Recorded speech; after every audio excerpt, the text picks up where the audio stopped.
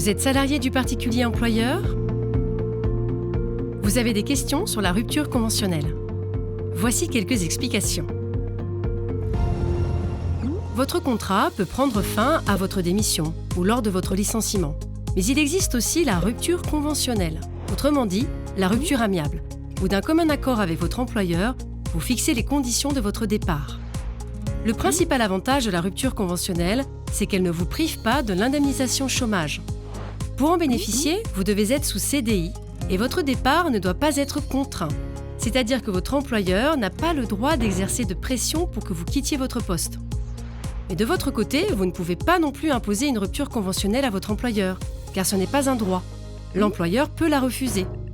Nous vous conseillons d'ailleurs de lui proposer un entretien pour en discuter avec lui, plutôt que de faire une demande formelle par écrit.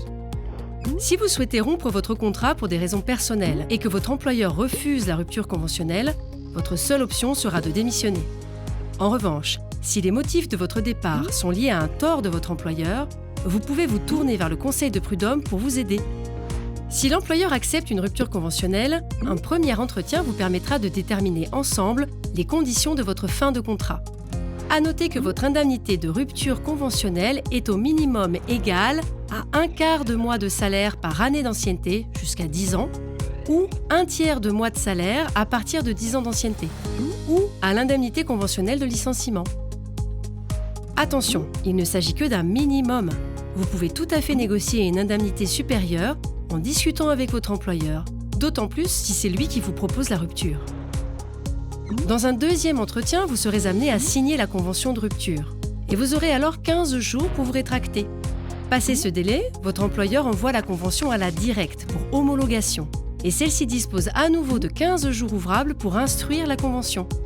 À défaut de notification de la directe, l'homologation est réputée acquise. L'accord de rupture conventionnelle peut prévoir des mises en œuvre spécifiques, en particulier celles qui concernent les délais de paiement. Besoin de renseignements complémentaires? À l'UNSAF ESSAD, nous sommes là pour vous guider. Contactez-nous